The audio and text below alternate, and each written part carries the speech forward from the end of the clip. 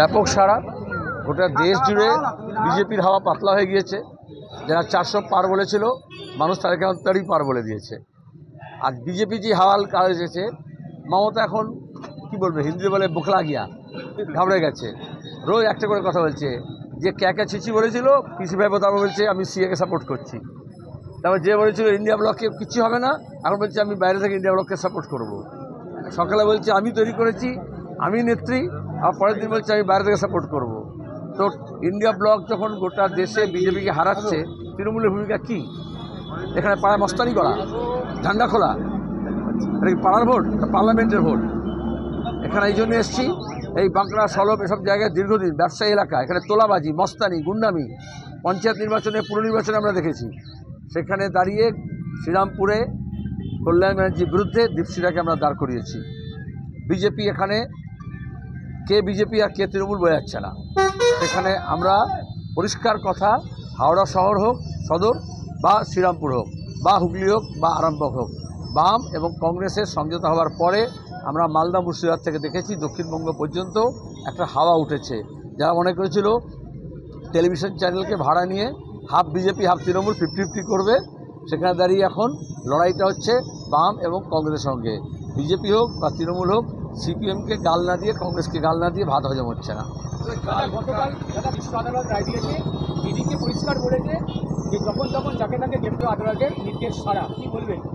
এবার তো অভিষেক ব্যানার্জি নাচবে আর তার সমর্থকরা নাচবে, কারণ জুলাই মাসের পরে গোটা ক্যাবিনেট তৃণমূলের জেলে যাবে।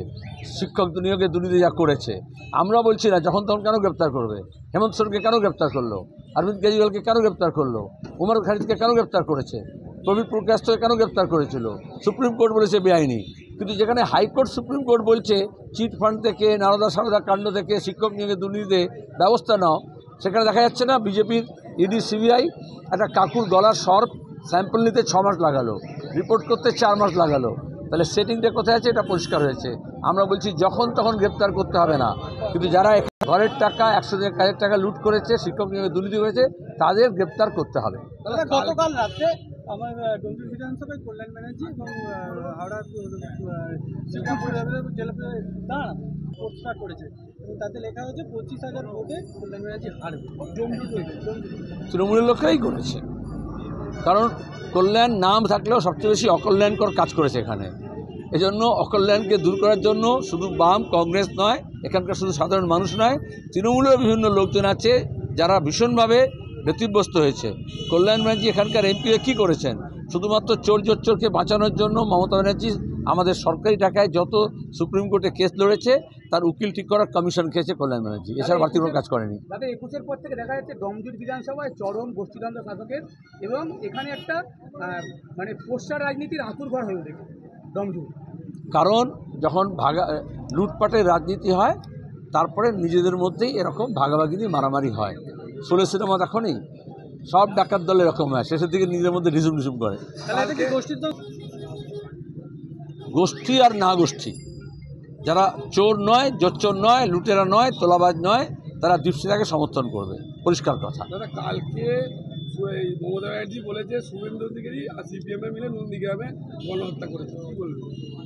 আচ্ছা, গণহত্যা করেছে এটা স্বীকার করছে। শুভেন্দু তখন কোন দলে ছিল? তৃণমূলে ঝান্ডা ধরেছিল। কিষাণজি কার হয়ে খুন করতে এসেছিলেন? কে নিয়ে এসেছিল?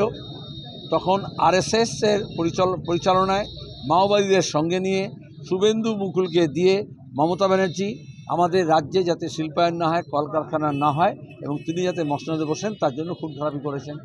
এখন এসব বলে লাভ কী? এবার তো সন্দেশখালিতে কী হচ্ছে?